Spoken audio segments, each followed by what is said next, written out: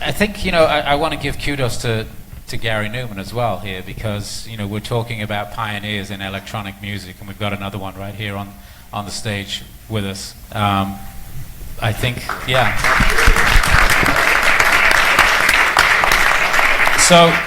So you started off with punk bands, and your early recordings were punk-influenced recordings. When did synthesizers enter your world?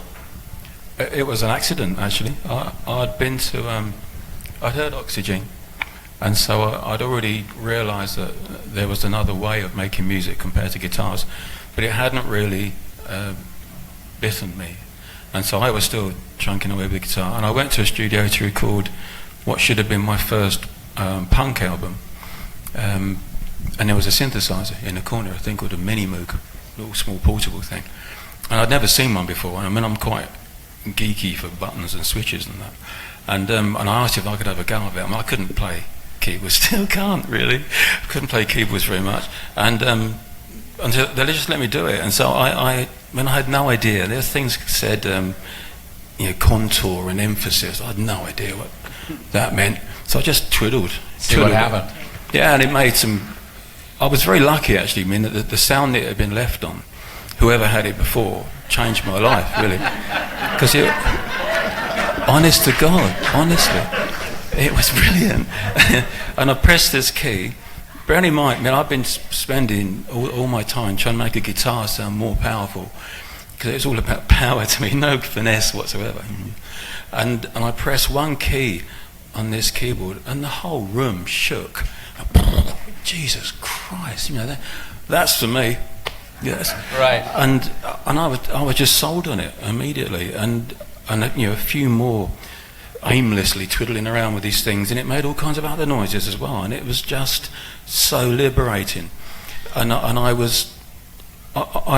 so much more interested in sound than I am in anything else. Certainly in technique. I have no technique whatsoever, but I love noises, and I don't care where they come from. I'm born from synthesizers, I guess, in that sense, and it was a Mini Moog that I first stumbled across. And I changed all those songs while we were there. We was there for 2 or 3 days, and everything that was written on the guitar, going na na na na na na, now went and that was it. And I went back to the record company with that. Somebody like that. Somebody sample that right now, yeah. Pretty much my first album, that. And they hated it. It wasn't what they wanted at all. So we had a big argument. But I already thought. This sounds silly now because Jean-Michel had already done it, but I had this feeling that there was something happening, something coming, and I wanted to be a part of it. I didn't want to be the main part of it, I just wanted to be a part of it. And I thought electronic music was going to change everything, and I'd forgotten that he'd already done it. He really had. I was going to ask you if you were aware of Jean-Michel. Obviously, you just mentioned, but were you aware of the other stuff that was coming out of Germany, bands like Can and bands like Tangerine Dream and Kraftwerk? Yeah. There was an album called Tego Mago, I think, that Can did, that my cousin Richie used to make me listen to. But I did like it. I didn't like it from a melody point of view because there wasn't a great deal of it. I don't think there was one. I don't think there, not one. But the sound of it, the noises coming out of it were phenomenal, and that had a big effect on me. Which is why I'm embarrassed that I never went into it because of those things. I went into it because I stumbled across it, and it reminded me, I guess, all these things that I'd heard when I was younger, what Jean-Michel had done, what Can had done, and Tangerine Dream and so on. And it was that point when it was actually in front of me and you could play it, it all suddenly came together and made sense, and it absolutely changed the way I thought about music. It certainly changed the way that I wrote music. I think as an electronic musician, you write from a very, very different angle. I don't know quite how to put it really, but it's just a different approach to music. When you approach music sound first, it leads you in a different direction to what I think other musicians would do, or other songwriters would do. I'm trying to bring everybody into this conversation, and we'll just sort of have a free-for-all and see where it goes. And we're going to get to Little Boots in just a moment. But just to finish up on your collaboration, Again, I'm intrigued to know why you picked these people, and obviously there's 30, 32 across the albums. Gary, I'm sure you're aware of the hits that he had, but what was it about him as a songwriter, as an artist, as a vocalist that made you want to work with him? You know, we're all talking about the link and the huge link between electronic music and science fiction. And probably for me, Gary is the perfect example of not only a musician, but a character coming from science fiction. Like he's like a character of escape from a Philip K. Dick novel or a replicant from Blade Runner. You know, it's not only his sound, it's not only his music, it's also the way he's performing on stage. I mean, all that was, for me, it's as important as David Bowie for rock, Gary is for electronic music.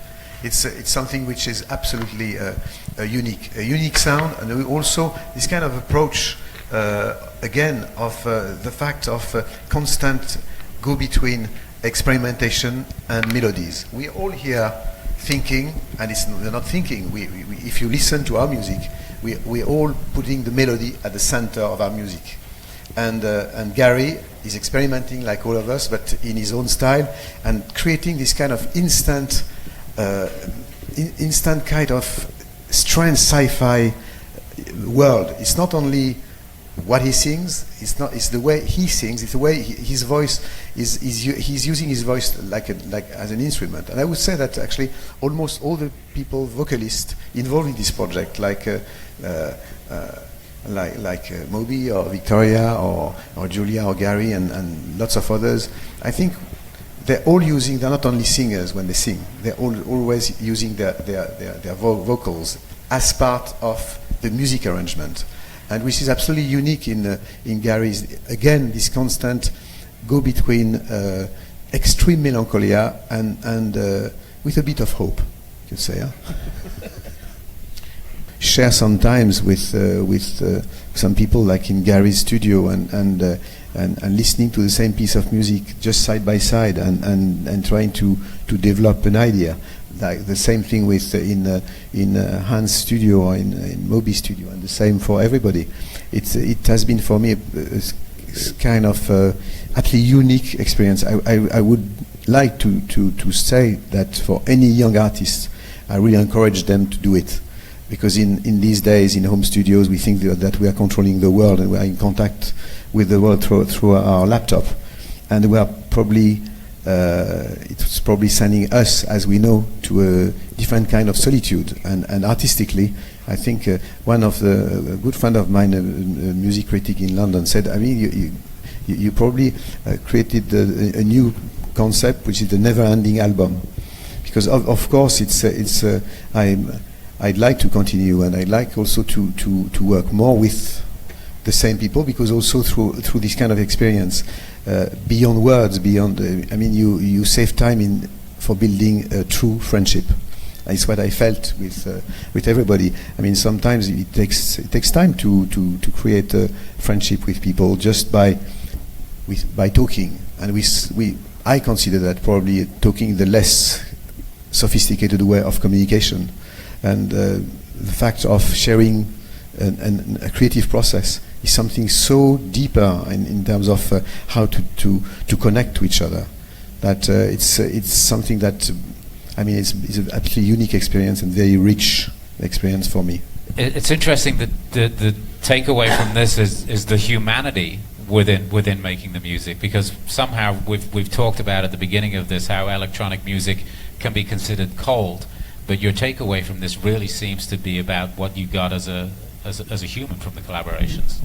But again, you know, it's not the music which is electronic, it's the instruments we are using, and the feeling we can have by listening to a music we like, or the music we do, is just coming from the guy behind the machine so far. With artificial intelligence, it may change, but so far it's the case. And I think that I always considered electronic music, and I'm sure that my friends here would share the same feeling. Actually, you know, I learned electronic music with Pierre Schaeffer. It's called the father of musique concrète. And musique concrète is born more or less at the same time as abstract painting. And I always thought that it was crazy to call abstract painting, to call, for instance, Jackson Pollock's work as abstract. For me, it's like peinture concrète. It's like because it's actually like cooking. I'm from Lyon.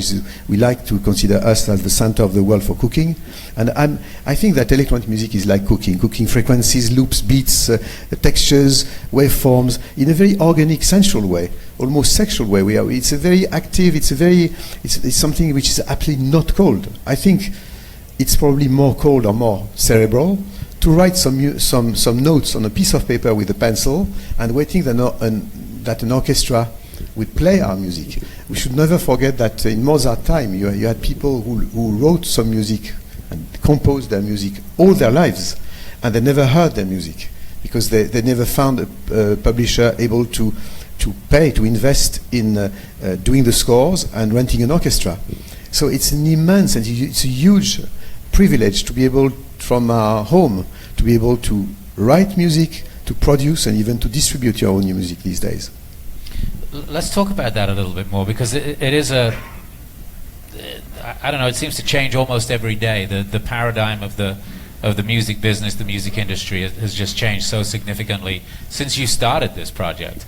When you say that people now have the opportunity to create something, make it, and distribute it to the world themselves, what's the bigger picture on that with people connecting, when anybody can actually make music and put it out there and get it out? Of course, people still have to find it, but people now have the opportunity. You know, the distribution is now in the hands of the artist. Can you expand on that and your thoughts on that?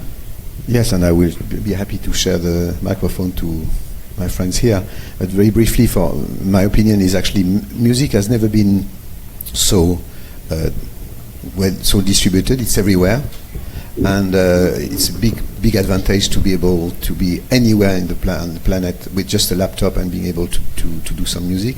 At the same time, as we know, technology has also a darker side, and that I mean, you have these kind of giants on the internet. I mean, making billions of cultural content. And I mean, lots of authors have just the amount of money to pay a pizza without pepperoni by the end of the year.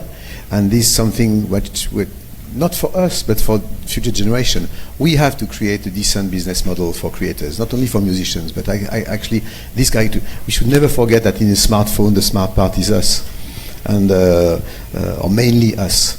And I think it's very important to send a clear message, because it's not a niche for artists or for musicians. It's actually in every family you have a child dreaming becoming a photographer, writer, musician, a filmmaker, and he will probably abandon his dream. He will have to get a job on the side, and probably he will not do it. And I think this is something that we should really think about. It's as important as when I started Oxygen. I was really involved in ecology. I'm still is, and we were considered as dreamers and neo hippies.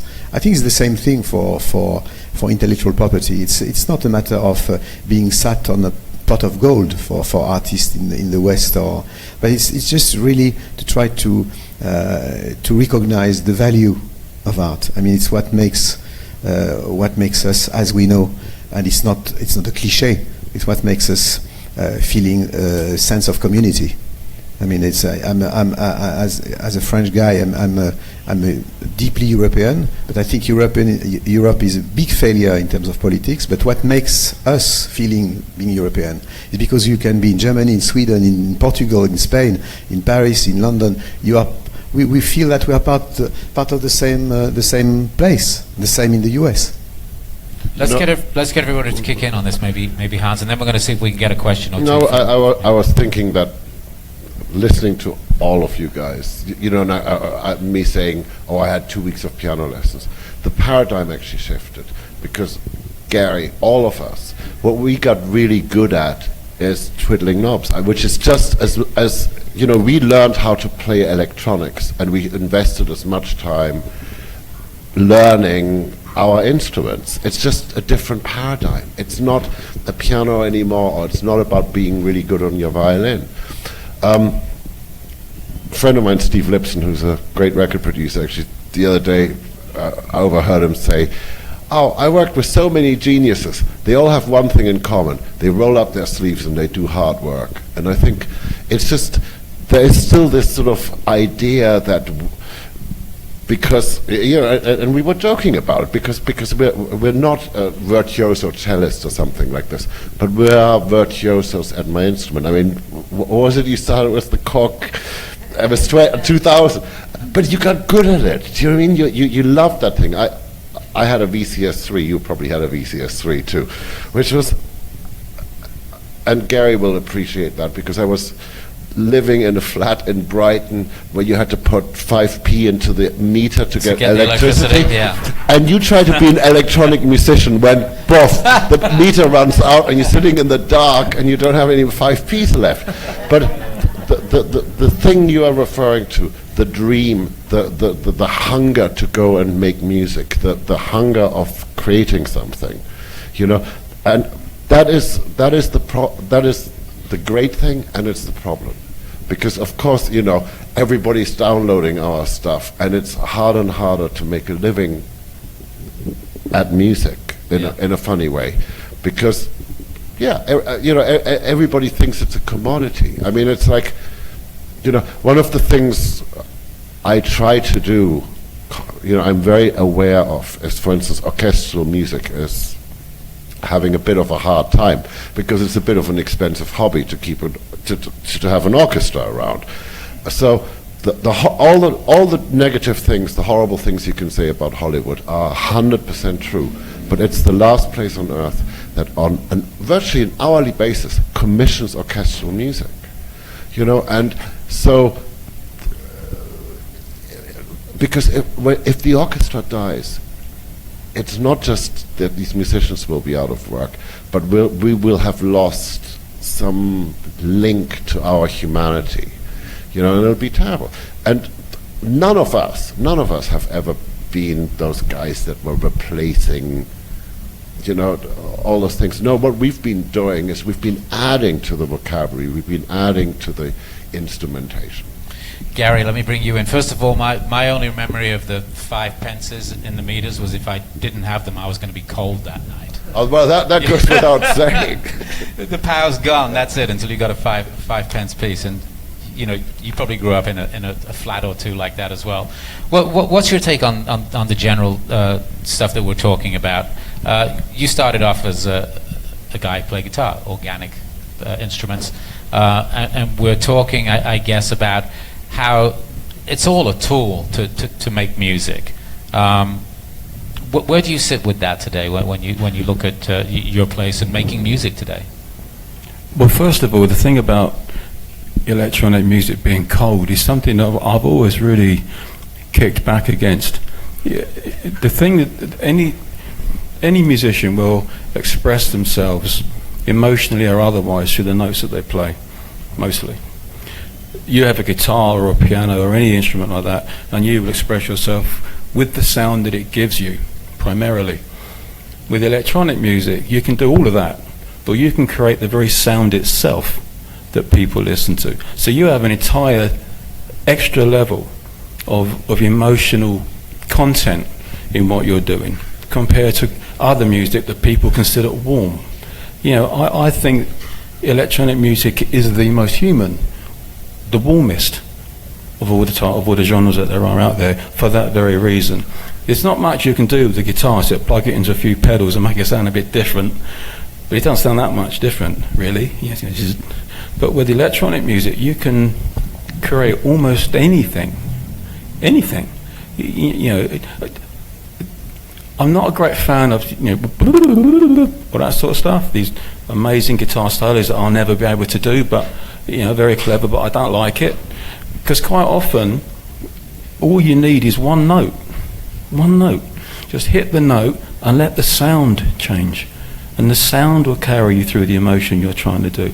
And it can be perfect, and it's just a different way of going about it. And for me, that's probably why my stuff is so simple, because I can't do all that clever stuff, but I don't need to, because I'm I have other things in there. The palette, if you like, of what's at your disposal with electronic music is much broader in terms of sound and what you can create with it than conventional instrumentation. But I came into it as part of a band, as a guitar player in the band. So I think I very luckily, by accident, stumbled across a mix. I wasn't someone that sat in a dark room on my own. I was in a band, and I was going out doing punk gigs and getting spat on and all that shit that used to go on a lot. But I was part of something. So when I discovered electronic music, I added it to the band environment that I had before, and I think that's why I made it. Not because the songs are particularly good, but it straddled that fence between what was considered experimental and therefore a bit cool and different, but what was still relatively conventional and so was acceptable. Because I still had guitar, bass, drums, I just had all this other stuff as well. And what I learned from Jean-Michel, many things, one of the things was how to present electronic music, how to make sure that people were interested when they were seeing it. You know, when you got that magic moment, you finally got your shot at television, and it might be the only one you got ever. You had to make sure that people, and you had an instrument that wasn't particularly visual, you know, how are you going to do it? How are you going to make sure people look at you rather than somebody else? And so lighting started to play a part in it, and the image, the whole way you presented it, the way you looked, did you smile, did you not, this whole thing.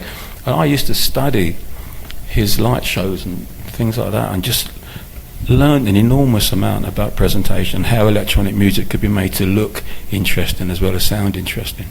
I think life is all about the lights, really. Just however you do it. The lights in your house, the lights at a show, the lights are the difference. They really are. You can create in this room. Yeah. Actually. When the lights go down, it feels a little bit different. I'm going to throw it out to a couple of questions in one moment, but I want to bring Moby back in because it seems ages ago that I started off by talking to you, and I want to ask you one more question along the lines of what Gary was just saying, really, which is you started off by, you and I have spoken a few times, and you started off by listening to Joy Division and The Cure, and then you found your way to Black Flag and punk music, and then electronic music, and you've seen the whole thing sort of go full circle a couple of times as a DJ, and then as an electronic musician, and then as a guy out there with a band, and now you're DJing, I think, and also playing out again with your new project. Where do we sit today with all these tools that are available to us as musicians? Well, it's funny, I do have a dirty secret. When we all said that we started out in punk rock bands, I sort of did. The truth is, before I was in a punk rock band, I studied music theory and classical music. Sorry. All right, it's out. It's Yeah, out there. It's out there. And then, so I was a guitar player, and sadly, I was the guy going whittly, whittly, whittly. And I was never very good at it. And then I discovered two things. I discovered punk rock, which made me realize, like, oh, simple music can be more emotionally impactful than complicated music. And then I discovered electronic music, and I realized that there was a palette of sounds that a band could never make. And then the third utility that I discovered was, by being an electronic musician, you didn't have to wait for other people to show up. Because the bands I was in, you know, the drummer would be drunk, the bass player would be on acid, wandering around in his underpants, the whatever, you know, like, and you're just like, come on, just get your fucking act together. And then I discovered drum machines and synthesizers. I was like, oh, I don't need people anymore. And as someone with attachment disorders, that really appealed to me. But what's interesting, because there was this stigma around electronic music for the longest time. Like, I mean, do you remember, like, these arguments in Cream magazine, like, electronic synthesizers aren't real music, drum machines are terrible. Those debates are so long gone because everything is electronic music.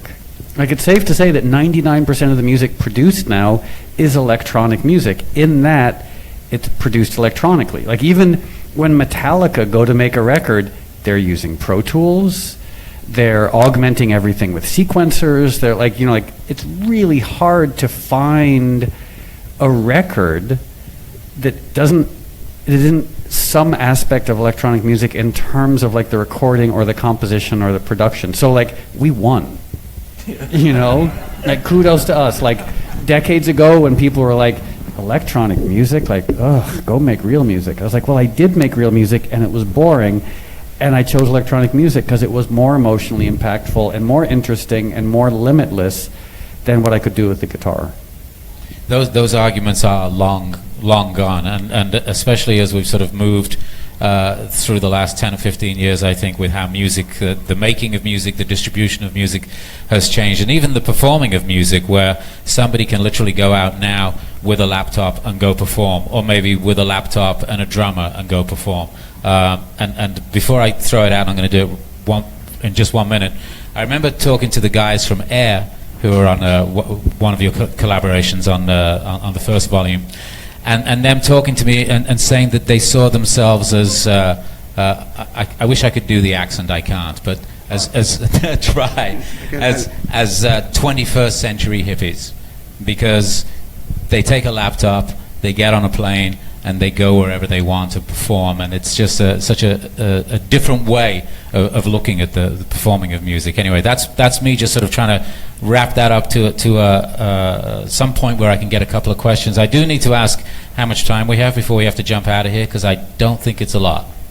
5 minutes. So we've got, the first hand I saw was right there. So shout it out loud and direct it to whoever you would like to ask the question to. And yell. This is for Jean-Michel. So I look across the stage here, and I never thought I'd even see Moby and Zimmer in the state of Numan. So I just want to ask, like, you obviously have this diverse taste and a lot of friends that make completely different music.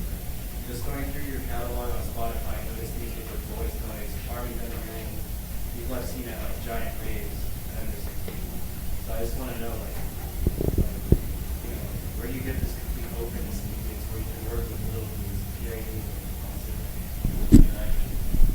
You know, I think that we, very simply, you know, each of us, I hope, are not just monomaniac. Then we love sometimes listening to jazz, to classical music, to heavy metal, to prog rock, to electronic music. It depends on the mood. And I think electronic music is far beyond than a genre, because it's another way, as Moby said it, another way of approaching music composition.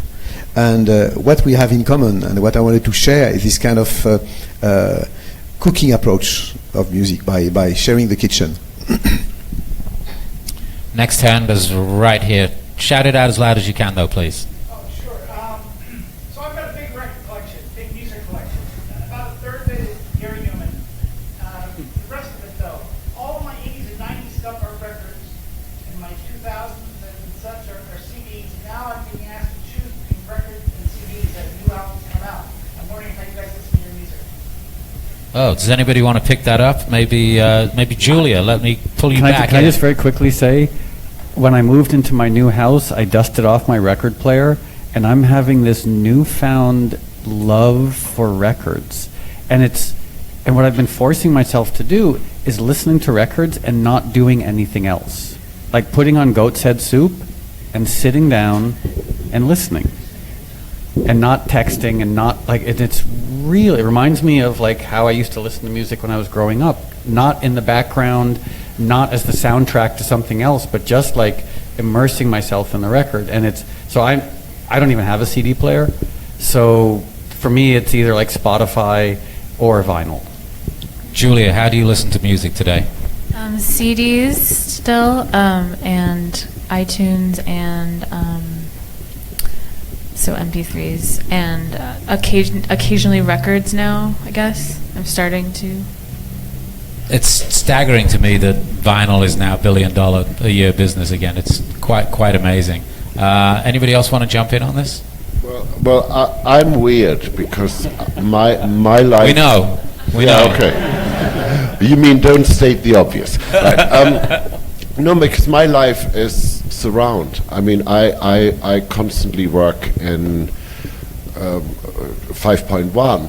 So to listen to a CD is actually rather disappointing because you took most of my world away. And here's the weird thing. if you put on vinyl, and so this is where the weird part comes in, something happens. It feels more real. There's something, you know, and yes, everybody's done the tests, and you can look up all the science, and you can look at all the figures.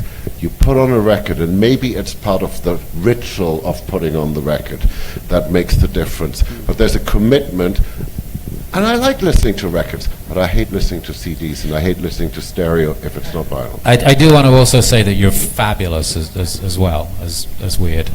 You are. Okay, Yeah. thank you. Fabulous and weird works. I think the test for me is if you have a party and put a Spotify playlist on random, then you have a party and you all pick out the records and put them on. It's a completely different party, and the vinyl party is better every time. So there's almost a potentially, there's a sort of like an evolutionary aspect to this. I was just researching, there was a study done where mothers, and I don't know if this is esoteric or relevant or not, but mothers and newborns were put in separate rooms and connected by video camera and monitor. And when it was real time, the babies were happy. And then they introduced a delay of less than 1,000th of a second, and the baby started crying because they knew something was off. And I would posit that the difference between the most highest bit rate digital and the analog wave of vinyl, like a bit rate, we always know that there's steps in there. Absolutely. You know, that's why I think when people talk about the warmth of vinyl, I think it's an actual, like, we're so accustomed because we're looking for emotional connection. So there's just something, at least for me, that's more authentic about it.